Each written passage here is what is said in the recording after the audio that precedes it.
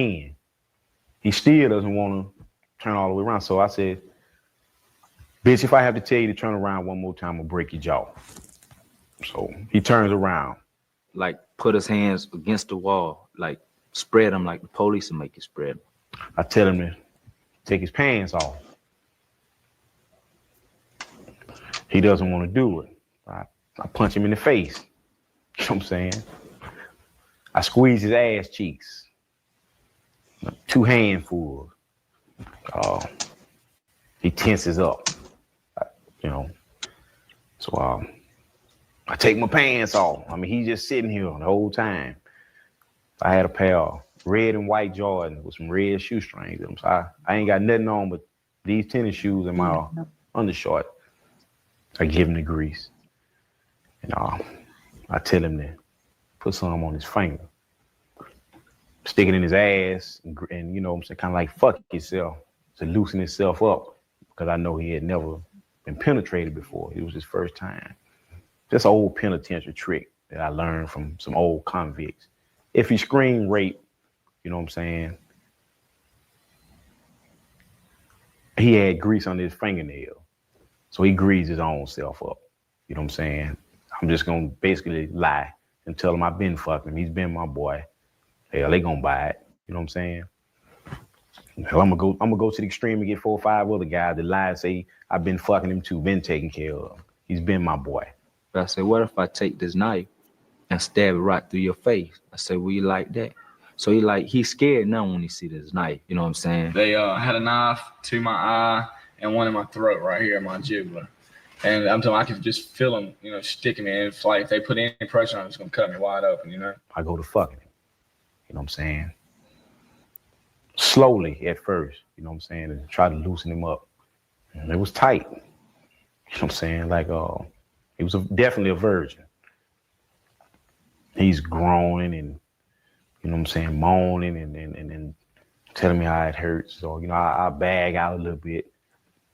At this time, my dog, he at the door. You know what I'm saying? He's standing in front of the cell.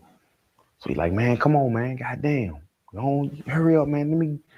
I want to get straight to. I said, well, come on. I get up off of him.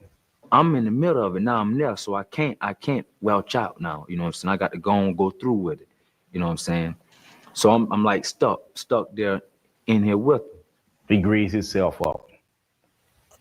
He shows him no mercy. He fucks him for real. You know what I'm saying? So I had to tell him, hold up, man. You know, slow down, chill out, man. You know what I'm saying? You don't want to hurt him for real. You know what I'm saying? And you have to go to the hospital. And, you know what I'm saying?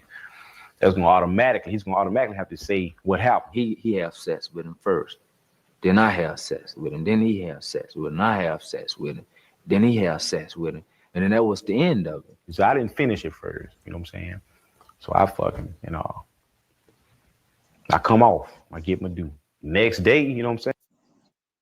All right, Warden Wise. How accurate is that documentary right there? You know, you heard it from Mark Moore's words and you heard it from the so-called victim. How accurate is that? It's probably that one there is probably pretty accurate. I mean, just looking at it, and that's a scenario that plays out in prison every day, all across this state, probably all across this nation.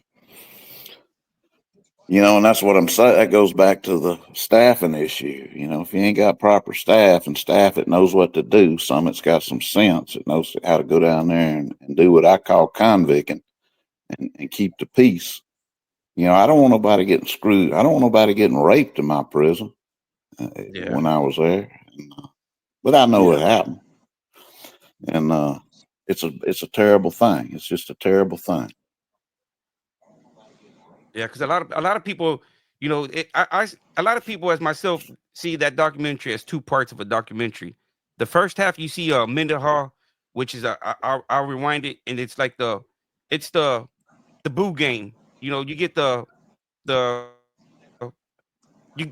they talk him out of it. It's the finessing. There's no violence. Yeah. Basically, it's just, hey, you know, Mendenhall makes it seem like, hey, you know, he asked me for a cup of sugar and I gave it to him. You know, it's that simple.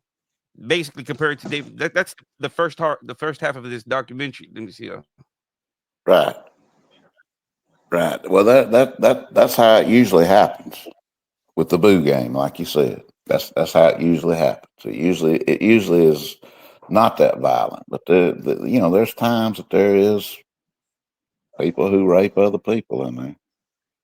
And like you know how Mark speaks right there on catching the case. So if let's say the victim comes out and says, "Hey man, I don't want to press no charges. It didn't happen. It's left alone." That depends. That depends on the investigator that handles the case, and of course the warden's recommendation. But just because a warden wants somebody prosecuted or whatever doesn't always mean it's going to be that way. It depends on who you're dealing with at the DA's office in that county and everything else. Yeah, because It's not a clear cut. But one thing he said in that was very true. They're going to say, well, he's already had his butt greased up and he had got grease on his fingernail. And the other guy saying, no, man, I've been having sex with this dude willingly and 9 times out of 10, the officials are going to believe that. So like you said, the old penitentiary trick that the old convicts taught him, that's it. They know the criminal justice system. It's pretty accurate then, huh? I mean, as long as you just that's pretty accurate. Yeah, that's real accurate. Implement the victim in the crime, basically saying, hey, he was involved in it. Right. Yeah. I mean, because I don't know how long have you familiar with YouTube, because he came out, he's been on YouTube and he's been denying all this allegations of, of what he was doing.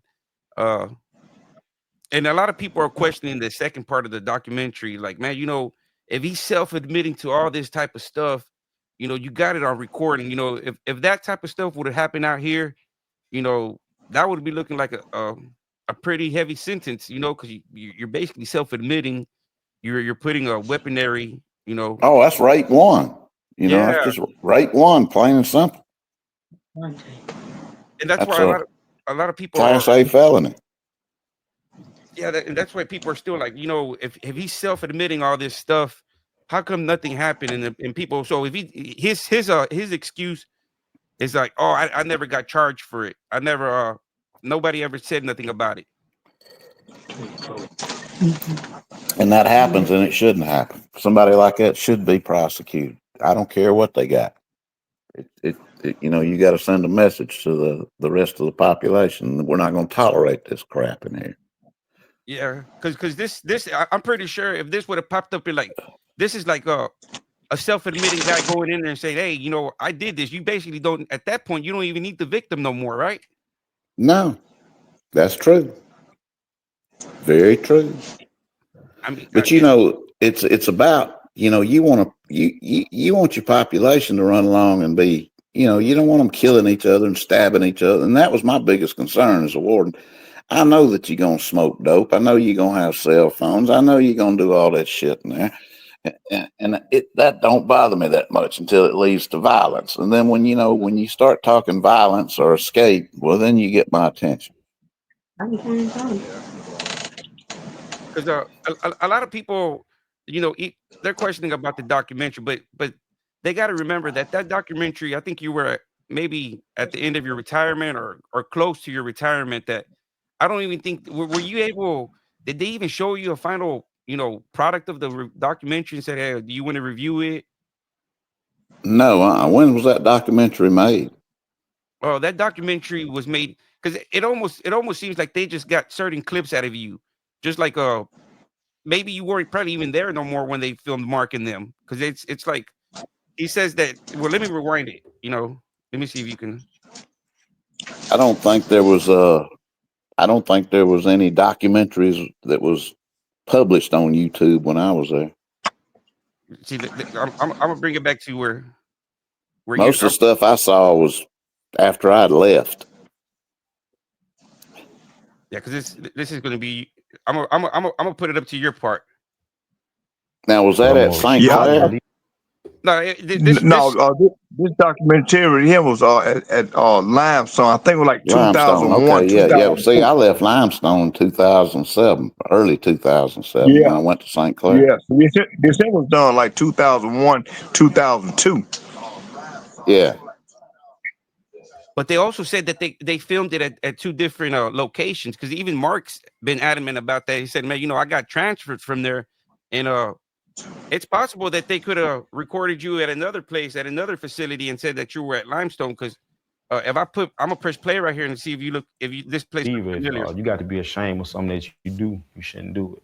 This society away from society mirrors the actual society out there. We have religion, we have schools, we have drugs, we have sex, we have all types of vices. And I tell you, I wouldn't want to work in a prison that didn't have some vices in it. And sometimes those things keep them busy. That keeps them out of our hair. Now, there again, I don't condone it. And if we catch them, we'll punish them. But I know it goes on, and it probably does have some element of helping us keep control. Do you remember? Yeah, that was recorded. That was recorded on my back porch at my house after I retired. Yeah, that's what it is. That was several years after I retired by Channel 31 news reporter. Okay. Yeah, because that might have just been Jonathan Schwartz just must have just added that piece, because they also did another update. They 2007. Of course, now I was never interviewed for no podcast or video that inmates made. I never was on that. All my interviews were with the media. Yeah, I've seen a lot of them on the media where you specifically say that the National Guards need to come in to help the guards. Oh yeah, it's that bad. Yeah, I still, I'm real concerned about the low level of staffing. Of course, hopefully with this pay thing, it'll beef up, but it takes time because it takes 12 weeks to train a correctional officer. Then it takes another year of him working inside to know what jail he's doing or she. Yeah, and also is the prison pop. The new guards that are coming in, are they underqualified or overqualified or just not? Well, you get all types, and that's what I'm saying. There needs to be more psychological testing of these people before they let them go to work. Because some of these people you hire, I mean, most of the people are damn good people. They care about justice. They care about doing right. But that 20%, they come in there with a bully attitude. They start more trouble than they stop. Some of them get corrupt, start bringing in the dope, selling the cell phones, all that, putting everybody at danger when you do that. Because you can't, if you've got that type of relationship with the inmates, then who knows what you're going to do. And some of those people, no, they're not qualified to be there. And we just have to do a better job of vetting these people. And that takes good lieutenants and sergeants that are in the recruiting part and that are in the evaluation part for the job itself. And I really don't care if the guy was in trouble when he was 14 years old. I need to know what's his mind like today. Exactly. What is he doing today? I need somebody, a good correctional officer. He got a little convict in him. He might have grew up in them rough streets like I did, Oh yeah. I was in the gang. I did things that I shouldn't have done. I did things that I could have gone to prison for myself when I was young. But, fortunately I was smart enough not to get caught. Yeah. Excuse me. Did you ever watch that documentary, Warden? Did you ever watch? I have seen bits and pieces of it. Like I said, it's been a while. It's just been a while. Yeah, because like right here, you can hear Mendenhall. Population is black, 15% white. Most of the victims tend to be white. Mindy started as a prison boy. The game is in the penitentiary, a set of rules dealing with homosexual activity. You got what you call boys and sissies. Then you got your man. Your man, the penitentiary daddy. The sissy, the reigning queens. The boys, punks, turn out errand runners. I was looked at to be turned out, you know, what they call fresh meat. I've had knives pulled on me. I've been told that I'd be on TV, you know. My folks would see me on TV, dead, you know, murdered in Limestone Penitentiary. Limestone is the largest lockup in the nation's poorest prison system. Lonely nights I spent taking penitentiary chances trying to get up the rent. Our relationship like drugs better be smart, don't start. 98% of the inmate population is dirt poor. So there's no such thing as pleasures in prison. Sure, I might be able to eat me a hamburger once a week if I know the right people. But that's nothing. That's nothing compared to sleeping up under air conditioning. That's nothing compared to watching the NBA Finals on a widescreen TV. This is a world within a world. You got everything under the sun here. You got homosexuality, run rampant. You got gambling. You got gangs. You got everything. See, now is my name. Dipping holes in my game. A place called Mobile, Alabama is the state that I claim. Where the niggas back here. Junk food and toiletries from the commissary serve as legal tender in prison. Cash money is illegal, and any item not purchased from the prison store is contraband. So bags of instant coffee and candy are the money in the underground economy.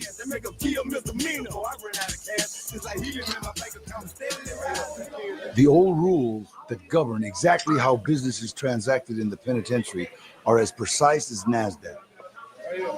The hustling part is because people don't have any money.